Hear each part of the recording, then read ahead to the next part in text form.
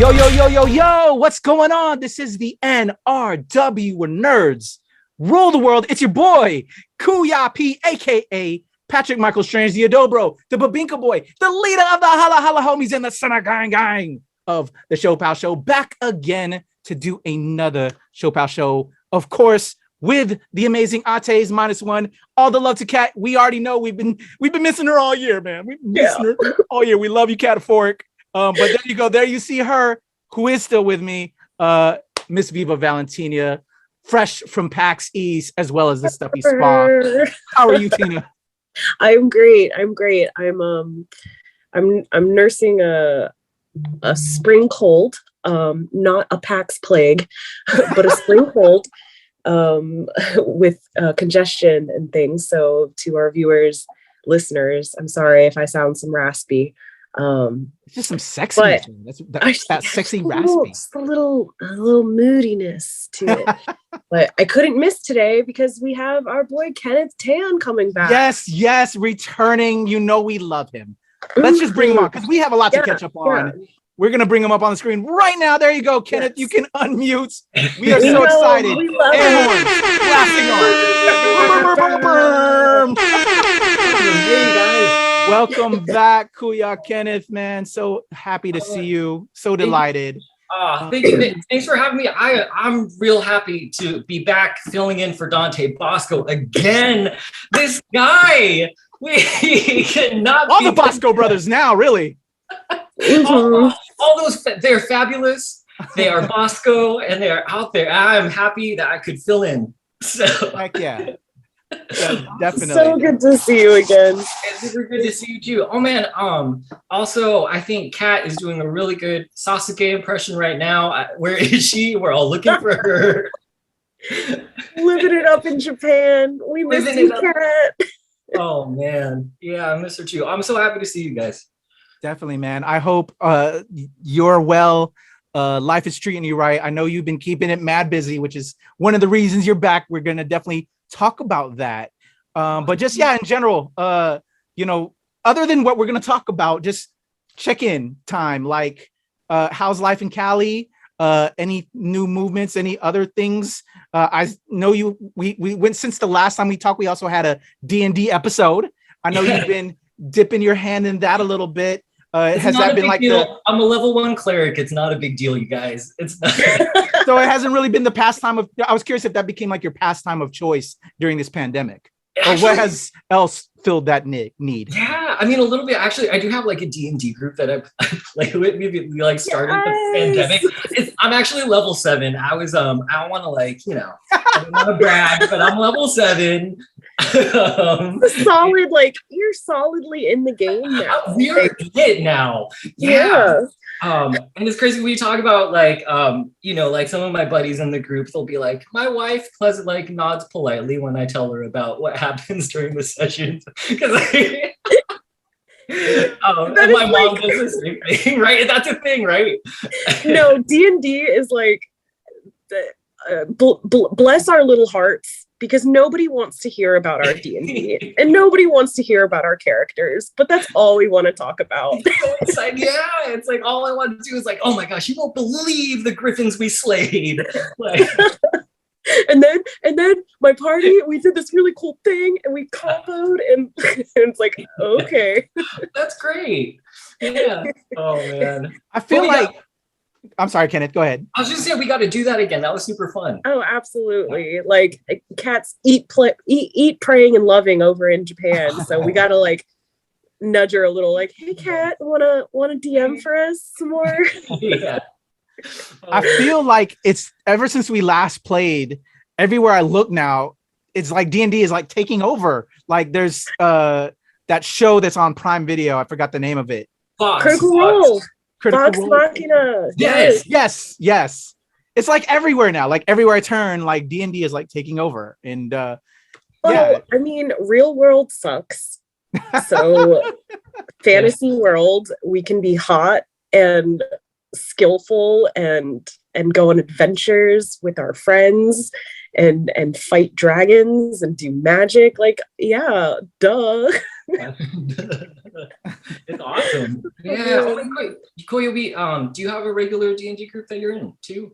No, the last time was with you guys. Oh, okay. Yeah, like it's all around me. I've been getting busy with this type of work and just promo and my acting. Like on the same creative note, as we do in D&D, we create our characters. My Barcada group, shout out to the Philippine X actors of Barcada. We've been working on ourselves as actors and building that up. So I'm trying to attack it on those fronts, if you will, right now. He's been role playing IRL. Oh my gosh, that is actual role playing. Yeah. That's awesome. Like literally playing a role. That's amazing. Yes. Oh, man. Well, Kenneth, so Yes. as the world is opening up now and as COVID is becoming more endemic, thank you, powers that be. How's life changing for you? Are you getting out more? What's life look like?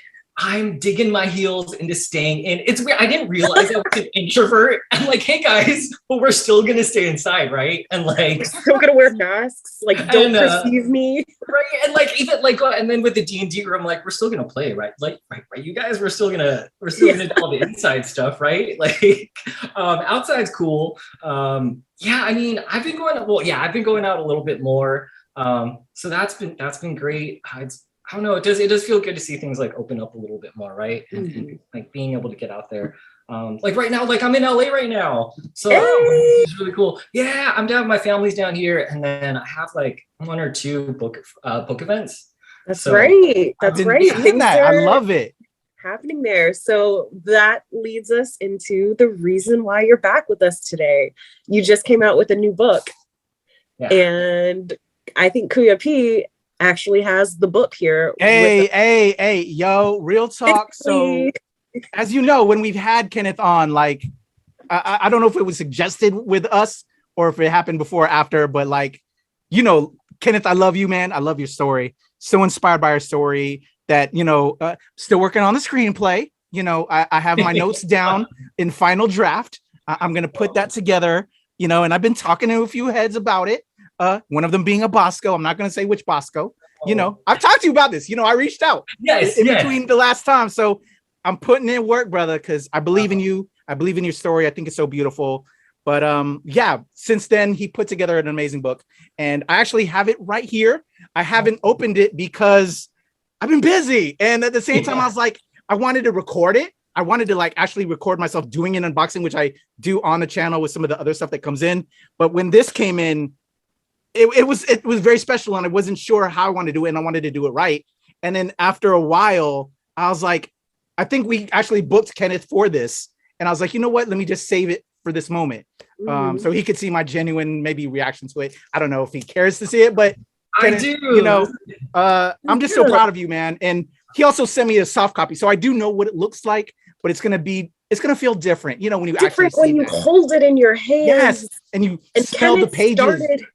He started ShoPowSho and Tell, so it's only fitting that we are now ShoPowSho and Telling. First edition. Can't we just ShoPowSho and see? Let me get this cracked open. But yeah, I'm so proud of you, Kenneth. And again, your story is inspiring. I love what you're all about. And yeah, man, I'm just so happy for you. And we'll talk all about the book in a little bit. But yeah, I'm cutting it open right now. Oh my gosh. I'm just excited for you, dude. So while I'm doing this a little bit, I guess, tell us about this journey. Oh man, hold on. You know what? No, I gotta pause. Actually, look how dope it is as soon as you open it up. It's attention to detail. Look at this.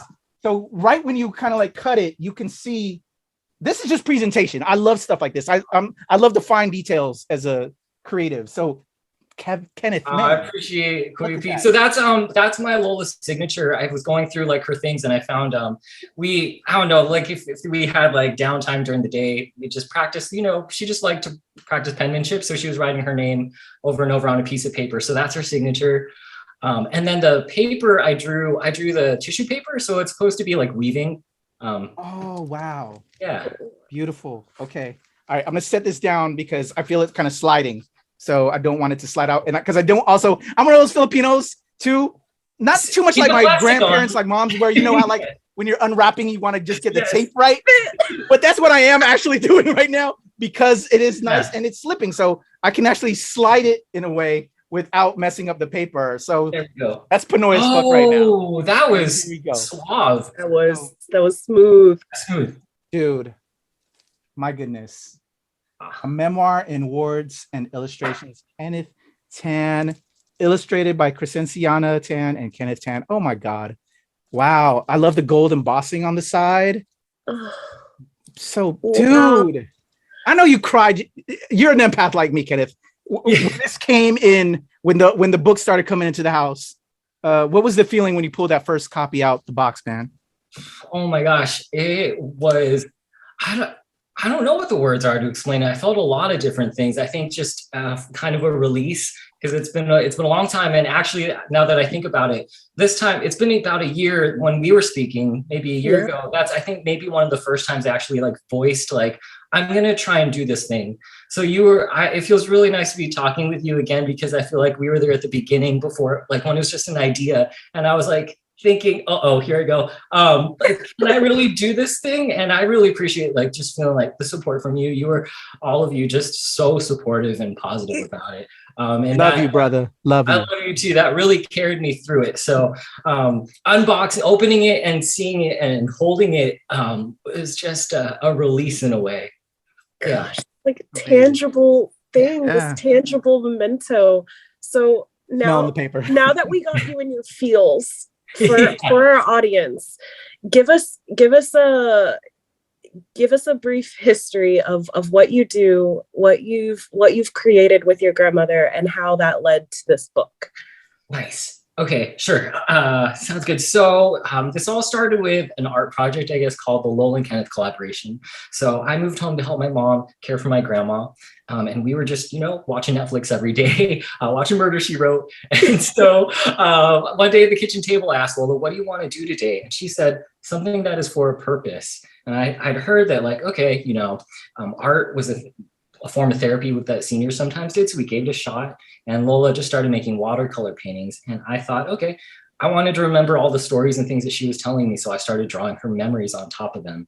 And it turned into that art project.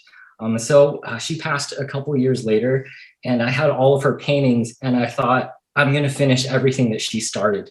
And I think maybe that was around the time, a couple of years after that, when we met, and I was talking with you, and I was like, and I said, okay, I'm in this process of finishing all of her paintings, and maybe it's a book. Maybe I can put all of her stories together. And a year fast forward to now, a year later, and here it is. Yes, yo, and it's amazing. And I got it, Tina. He made it. He put a little note in here. Kuya P, nothing but love for you and the Virginia ShoPowSho crew. Thank you for helping me bring the book to life, Kenneth. And it's just this amazing note here. And what about made me cry is just this right here. Yes. Oh my God, I love that. Tears, like so beautiful, man. Oh, thank you. And it's just and then right there you see a little sticker here, and man, just flipping through this, seeing it down in person, breathing in the paper. And he signed it here right there on the front. Awesome. And then just his beautiful grandmother, Lola. This is just delightful, man. Oh, thank you. And I'm not gonna lie to you. Looking at the soft copy and just seeing the stories, reading a couple of them. I haven't had a chance to finish the book at all because time and schedules, but it's so beautiful, and just like flipping through this now and just opening up your heart and sharing your soul, man. It takes a lot to do that, to bare yourself. But it's so important, and it inspires us all. I really appreciate what can you tell me was like I don't want to have you cry because I know we're gonna cry. I'm gonna do it anyway. Don't worry. You could like ask me what the weather is, and I'll be like, it's raining outside. I don't know. Like, what was the funnest story? To just kind of put things on a lighter note. What do you think you had the most fun story retelling in within the book? Nice. I think a lot of like the recent memories I have were fun to go, just they're fresh in my mind. And the one story that sticks out to me is like my mom and my grandma, they used to bring me to like, they have these like Bay Area village reunions. So anyone from like their province, like they all get together every once a year and have a picnic. And they play this one game. I know, right? And they play yeah, same. So, they had games for the kids at like three-legged race, egg toss. And then one year the adults were like, we want to play a game too. So they played this game called A Trip to Jerusalem. And I was like, what is this? Yes. Oh, you know what? Okay, so for those who don't know. We did it in our Barcata group when we were doing one of our benefits. Nice. We talked about it. Okay, so that's amazing because I haven't seen it played anywhere else. So Trip to Jerusalem is basically it's musical chairs, but instead of chairs, you have like uncles with eggplants like tied around their waist, and they're swinging eggplants. And then when the music stops, the aunties and the Lolas they grab an eggplant. What? Yeah. What? It's amazing. I really want to play it. Oh my god. Oh my god. It's one of my because I remember like I'd never seen this game before. So they're playing this game and my Lola rocked this game. You guys, I'm like, why are you so good at this? She's like, it was not her first rodeo with an eggplant. She was like snatching eggplants. And it's called the Road to Jerusalem. Yeah, why? What's happening? What's happening on the road to Jerusalem? So crazy. Oh So crazy. All right, so now story I remember, yeah. I love that. That's delightful. That's hilarious. Nice. Yeah. Okay, let's go ahead. Let's get over this hump because we have to. Okay. So what was the hardest story to tell? Oh man. We'll get our tears out now. We'll get our tears out. And then we'll get back to some positive. The hardest, gosh, a lot of like, I think, so the first part of it, it's told chronologically, right? So it's like my Lola's life story accompanied by all these pieces that we made together. So I think when I was writing like that first part, her life in the Philippines, a lot of that was my first time actually sitting and spending time with the stories that she told me. Because, you grow up, your parents and your grandparents, they tell you stories and, sometimes or at least for me, they just kind of wash over you or I pocket it, but I didn't, you don't really think too much about like the fact that those are lived experiences. So there's one story my Lola told me. It was like during World War II and she had to hide when the Japanese, invaded and war broke out.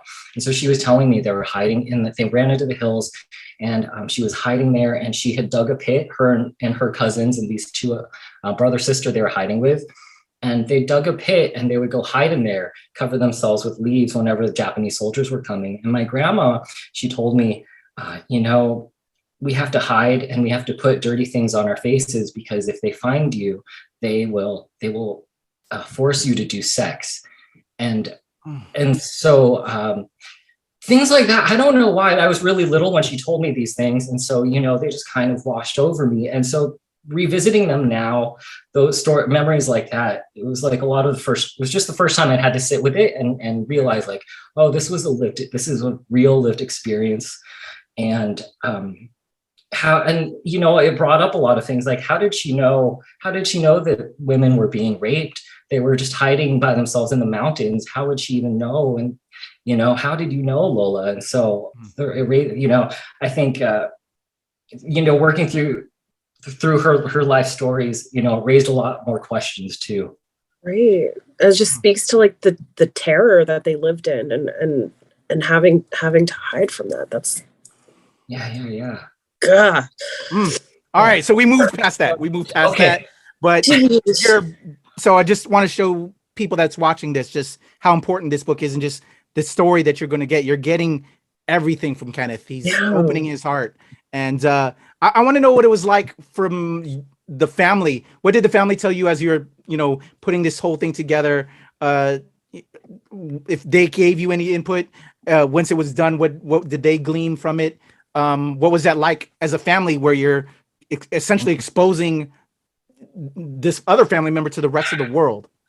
Yeah. Well, I mean, the first thought that comes to my mind is just how grateful I am to my mom, because I feel like, okay, so when I was part one is like my Lola's life in the Philippines, and I was relying on a lot of what she'd left behind, stories she'd planted with us, things, tangible things. I found a box of her old things and me, going through diary writings and old photos that she had. Part two is Canada. She immigrated to Canada with my mom. And I think around, when I moved into that part, I had to lean on my mom a lot. And so I was calling her a lot. She was down here in LA at the time. Because I know Lola is Lola, but I don't know what Lola is like as mom. And so I had to meet my mom and learn about Lola as mom. And so that was really nice. I exchanging stories with my mom about Lola and remembering her together and using the pieces that we have individually and putting them together to try and to recreate all of Lola's stories. So that was a really positive experience working together with my mom on that. And then the third part is USA, once they immigrated here. And then I feel like that was me, things that are fresh in my memory. With my family though, gosh, I mean, I'll be real talk. There were varying levels of I'm sure. Sure. I mean, overall very positive, because we all, Lola is the matriarch still in our family. But I mean, there were varying levels of support in the sense that, it was close to the deadline. One memory that comes to mind was really close to the deadline that I'd set for myself, and wanting to finish this book. And the cousins were organizing like a family, something that they wanted to go camping somewhere. And they're like, come on. And I'm trying to learn about boundaries. Yeah. And I'm gonna be in the house. Exactly. I really want to do, I'm writing this book about Lola. And they're like, we have work too. And I'd be like, oh, I understand that. It's just that for me, I can't focus when I'm out there. And they're like, yes, you can. So yeah. Yeah. But overall, very supportive. And I think them actually seeing the real, I keep doing the book now. I think it's healing. I think it's healing for a lot of, for my family. I hope they're proud. They didn't draw any lines in the sand when when you put on the Lola's favorite shirt. Everybody has one, so it's like it's fair. Everyone. That was my next question. Yeah. I was like, everybody has one of those, right? Everyone's got a Lola's favorite. I love it. So, do you know if any of them finished the book at all, and given you like feedback about it? I know my mom, so again, varying levels of support. So I sent them the beta version, before the final draft. Cause I was like, hey everyone, just wanted to let you read it. Cause there are stories about each of my cousins and my sister in the book too. I was like, just want to make sure you're okay with everything. Yeah. And I think one person read it. I was like, all right, cool. Now I know my mom has read it. My sister has read it. I think one of my cousins has. So yeah, and I think everyone got a book. They all have it. Yeah, it feels good. They're like, yeah, we got it. Yeah. But speak now or forever hold your peace, because your stories are in there. Yeah, because Control P. I'm about to print it.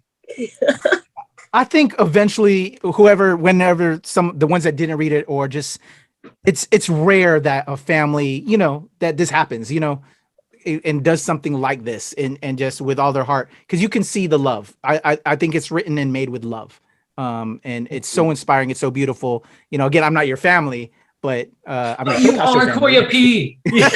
But you know what I'm talking about, right? We're all cousins. Yes, exactly. Yes. But I just think it's amazing and it's so inspiring, brother.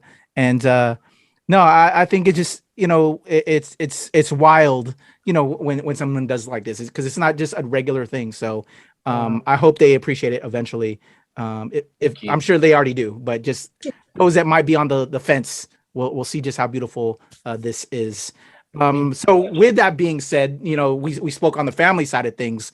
Yeah. It's now getting out there. Again, I waited till now to actually open it, but I did look at the soft copy that you sent me. So what has the feedback been from others out there? And you're now, pushing the book. You're doing some virtual fests to connect with the readers.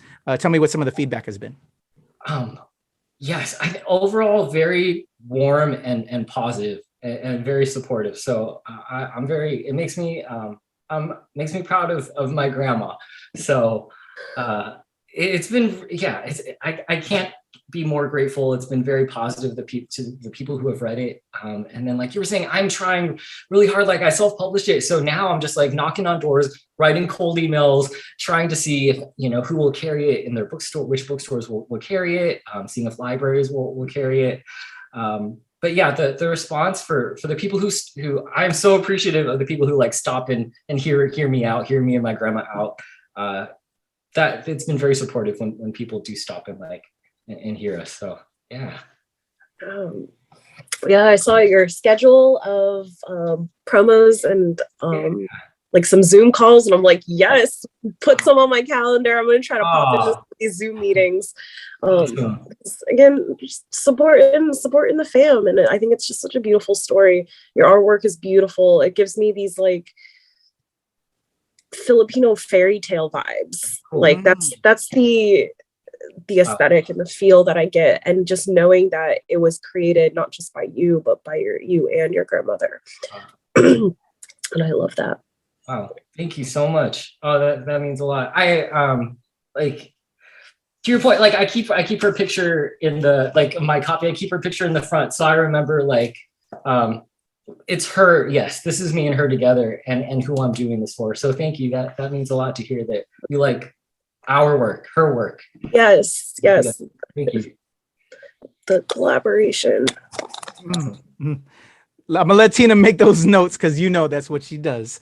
So Kenneth, again, you know how much I love it. But you're also, we have you on. You're an author. You're learning the ropes here too. You learned the ropes of how to create Lola's favorite shirts and learning how to do the tags, which was one of the things we learned a lot about in your first interview. So now tell me just, I know it's been a bit of a struggle, trying to get people to carry the book. What are maybe some pro tips, that we can, that you can tell people about doing this, making this journey happen? How has this process been on being a bookseller? Wow. Yes, you're right there. Okay, bookseller, there are a lot of hats. Like, so I'm just like next hat, like design, next hat. Now I got to market, like next. Yeah. Wow. Okay. Pro tips. Do a lot of Googling before you start. Thank you. That's pretty much what I did from the start. I had to do a lot of research. Don't be afraid to ask questions and ask for help. If anyone's out there interested or you're trying to self-publish a book, reach out. I'd love to answer questions if you have any. Pro tips. Oh my gosh, where do I even start, Kuya P? Just run out the mouth, man. Tell me what things you learned. Did you? I don't know if you reached out to me with direct selling through Amazon or actually printing, Yes. on demand. I think that was one of the questions you hit me up with, if I'm not mistaken. Yes. Okay, so right from the get-go, if you're going to self-publish, there are kind of two tracks in my experience. From my experience, there were two tracks I had. I could either do way from the start, if you're going to publish a book, you can either self-publish or you can go try and find an agent who will then place the book with a publisher. Mm-hmm. So I was like, could I even find an agent? I didn't know what that whole world is like. I have to convince someone that this is a story worth reading, and then they have to convince a publisher, a big name publisher to carry the book. So I knew from the get-go, I want to make this happen. And if whether or not it happens, I want it to be on my shoulders and in my hands. So if it doesn't happen, I know it was me. It wasn't because someone else made a value determination, a worth determination on our story. So I went self-publishing. Cool. So if you're going to self-publish, so now if you're on the self-publish track, you've got two options. You can do offset printing, which is you print a lot of books, 1,000 books at a time. Okay. Or you do, like you were saying, direct on-demand printing. So that means you upload your book to Amazon. Ingram Sparks is the other big one. And if someone buys the book, they print one book. So one order, one printed book that goes out the door. There are pros and cons. If you do it the Amazon Ingram Sparks way, obviously you get a lower cut because they're handling distribution and everything. I went offset printing because it costs less per book to produce. But I also knew I want to design the book. Like if you just upload it to Amazon or the other one, you kind of have to use their templates. And I had an idea of what size I wanted it to be, what paper. I knew I wanted to print it in America. I want to make sure, I wanted to have more control over all these things. And if you do offset printing, I knew I could do a Kickstarter. So if I did a Kickstarter, I said like, okay, if I get enough support to cover the printing cost of the book, like I'll know that there's enough love out there to make the book happen and it will actually be going into people's hands. So I did it that way. Oh, wow. Yeah. So I guess that's in a way, I don't know. Hopefully there was some pro tips in there. Yeah, definitely. So, man, and so you're on this journey. You're promoting the book, and I'm happy to have it in my hands. It's so beautiful. Something just came to mind. Oh, sorry. Go ahead. No. Go ahead. I mean, I think I said like the word worth, and I feel like a lot of this, even this journey with my Lola has been about worth. Because I think back to like before I was doing any of this with my grandma, I was just doing jobs where people were telling me how much I am worth and how much my time is worth. You can work harder than you are, but you're still worth $13 an hour. You can do XYZ, you can do all of these extra things that we're asking of you, but you're still $13 an hour.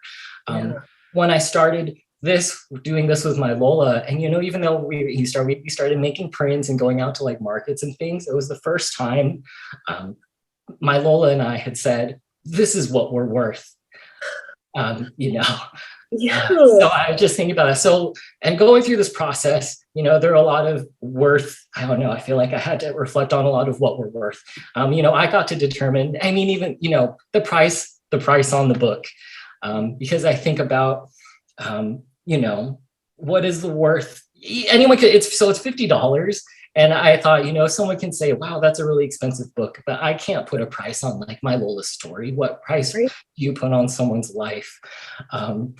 And so for me now wearing the like distribution hat, I'm knocking on doors. I'm trying to contact bookstores, libraries, and organizations to carry the book. And I don't know. I'm finding I have to believe that our story has worth. And now it's me trying to convince, bookstores to say, no, please, like we deserve space on your shelf. So I'm learning about worth, I think, and how, I don't know where I'm going, but bro, that's real beautiful talk. Yeah, it's beautiful, and it's very similar to this notion of success versus fulfillment, where there's all these expectations and outside influences on what is deemed success or successful. Yeah. And then there's you finding fulfillment in your work and you finding, again, the worth and what it means to you. Whereas, they say that happiness is a journey, happiness is a journey, not a destination. And success isn't the goal, it's fulfillment. Wow. And it's something that I'm learning a lot recently, so I totally relate to that. Wow, that's so cool. I thought I said we were gonna get off deep stuff. Y'all are like killing me. Yo, no, just so profound, brother. Man, I love you so much, bro.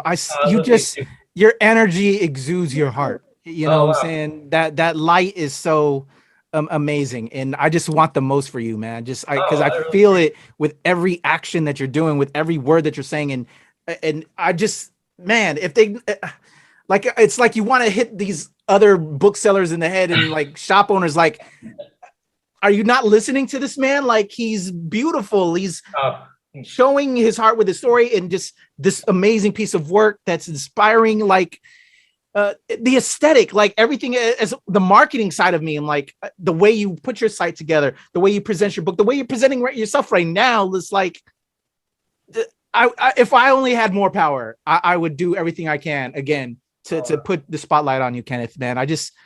This is what we need more of. And I can't yell that from the rooftops enough.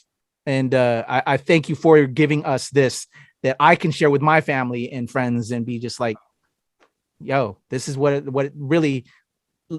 life is about right now. You know? Wow. Oh, I appreciate like both of you so much. Like I think maybe I think it was in our messaging that, you know, we're talking about allies, right? And I just feel like community and love. I really do. I appreciate it so much. Like I do. I feel lifted. And I hope I can do the same for you too. It means a lot.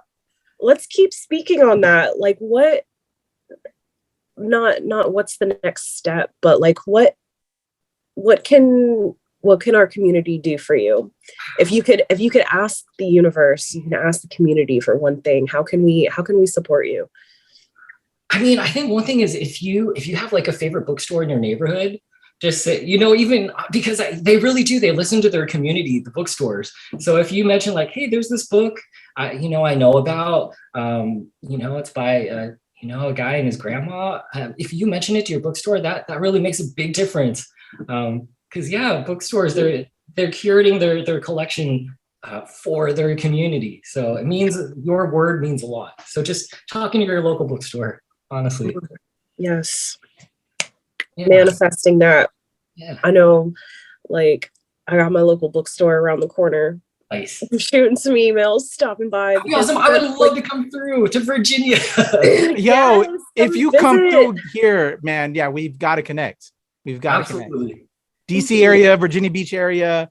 But I know, like I said, when I come out there, which everybody's Pat, you got to come out here, Patrick, you know. So I'm definitely going to holler at you. Like, we got to get some food or something. Just to extend each other's energy and feel it. Okay, I've got the lumpia on standby. You just let me know. I just need time for the oil to heat up. Yes. Just let me know 40 minutes in advance. I feel that. Awesome. Well, Kenneth, you've been on the show before. You know how this works. We've nerd checked you in the past. But since it's been a little time, and I think we talked about it a little bit more earlier, but you can change your answer. What's something that you have been nerding out with recently? Either what are you watching on TV?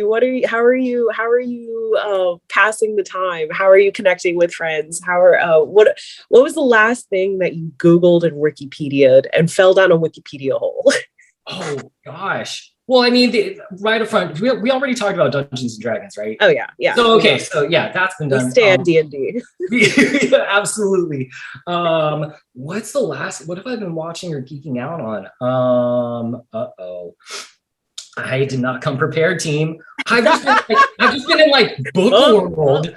I've been in like, so bring up your search history. Bring it up. Just like type in a letter in Google. I mean, so the thing I've been geeking out on, like that comes like off the top of my head, is like how to get a book in a store. I don't know. So it's things like having a sell sheet. What's a sell sheet? So that's a lot. Oh my God. I went down into. I went through. And then before that, I don't know. I'm just looking at the book, and something I geeked out on is like how to typeset a book, because I've never I've never designed a book before.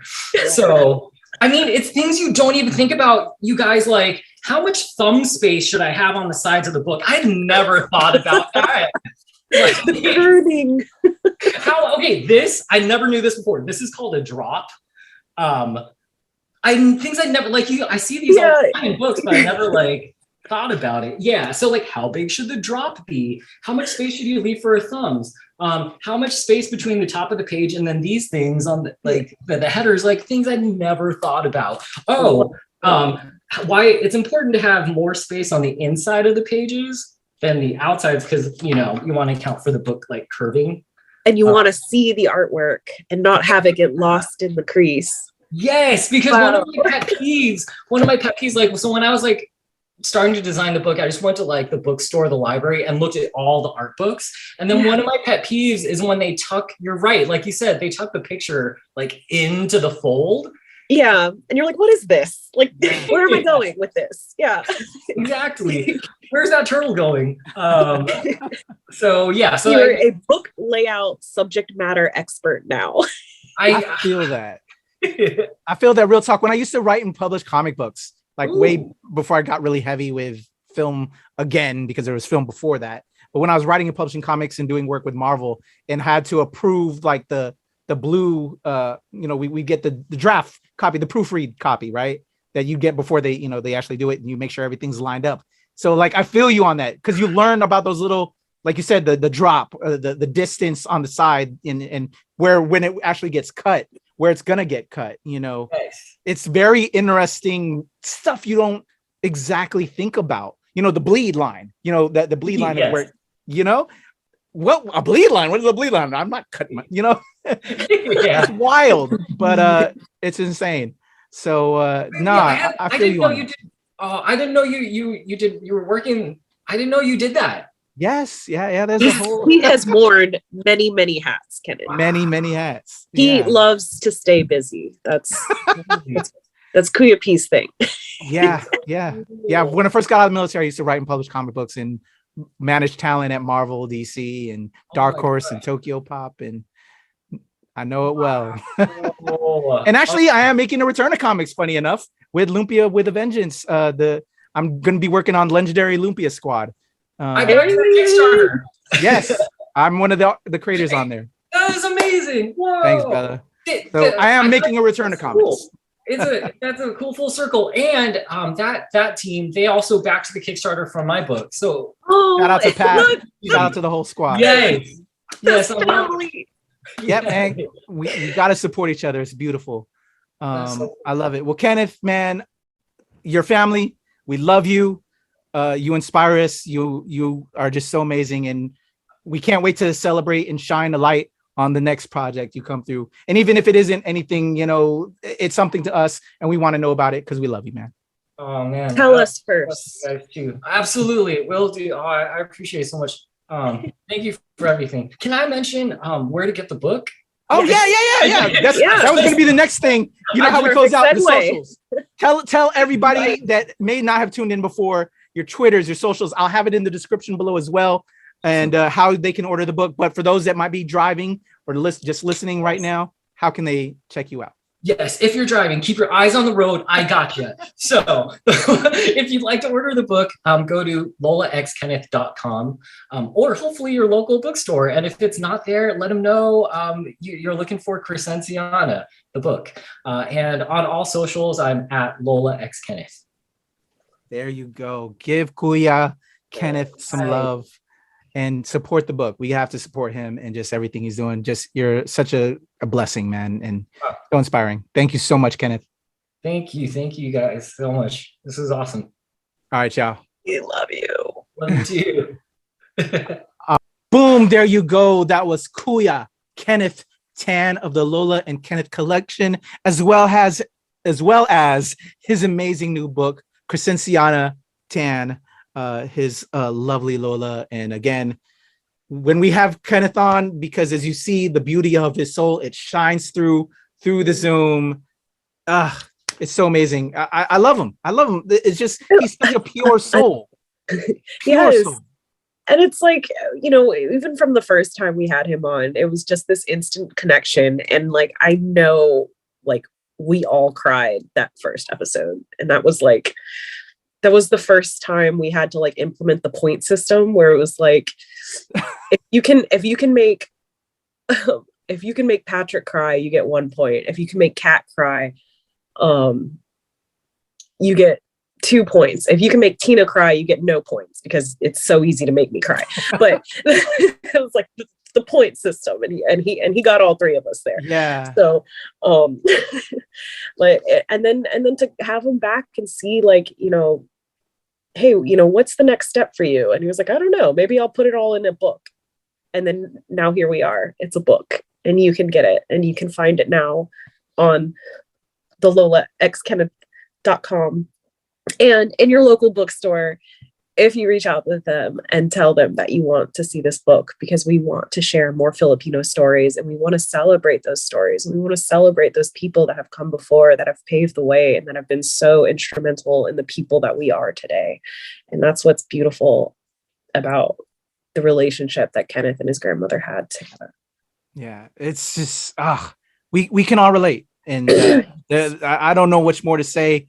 Again, that this brother makes me smile, and it's just so lovely. We can all feel that, if we've had those relationships. And when I just think about it and just sitting here, and it makes me cry, because it's such pure emotion and love that it resonates. And just to hear him talk, so full of love from start to finish. And it's just wonderful to see. And it's so inspiring too, that, he went the self-publishing route and formatted the book himself and wrote the stories and shared the memoirs and did the artwork with her. And it's just such a wonderful testament for her and for the relationship. And then just something that his family can have and cherish forever. Yeah. I love it. I love it. And I love it. Love you, Kenneth. We love you, Kenneth. We'll see you soon. Come visit us on the East Coast, or we'll come visit you on the West Coast before that. That would be dope. Y'all follow him as well. Like we want to see him. And I know if you're feeling his soul as well, you're going to want to see him. So go to his website, lolaxkenneth.com. It'll all be in the description, so you can see this amazing soul and vibe, and just share stories and just cry along together. We'll all cry. Cries are good. Good cries are good. Oh my God, yeah, we love it. And as always, we want to hear from you. So if you want to share your story, hit us up. Our social medias. You can find me, Viva Valentina, at viva.valentina on Instagram and TikTok. And Kuya P, where can they find you? Where can they share their stories? I appreciate that. You can follow me at the Legend Kuya P on Twitter, TikTok, and IG. Of course, here at ShoPowSho, the NRW, Nerds Rule the World, which is our home base. But again, all the love to y'all. This is what we do this for, to share and spread love. And our love to Kataphorric, who couldn't be here. But Kenneth sends his love, Kat. We all send our love. We love you. We miss you. And it's at Kataphorric on everything. We got to definitely shout her out, and everything's in the description below. But again, another amazing episode. Tina, I love you. Let's just keep spreading this love. Stay tuned for the next ShoPowSho. Till next time. Mahal kita. Salamat. Bye, y'all.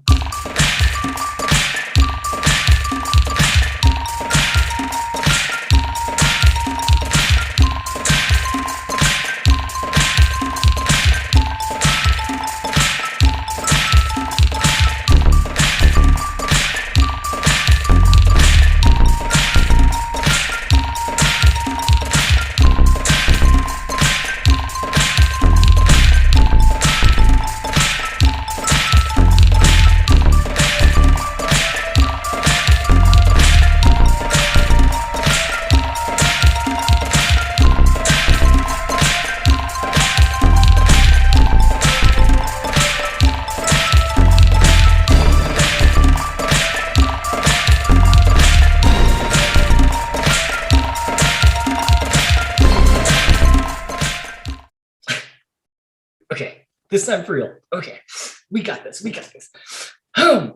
1, 2, 3. Hey everybody, my name is Kenneth Tan, and I'm going to be on the ShoPowSho talking about my new book, Crescenciana, that I made with my grandma. So it's a memoir and art book. It's my Lola's life story, accompanied by all the drawings and paintings that we made together from 2014 to 2021. So check it out.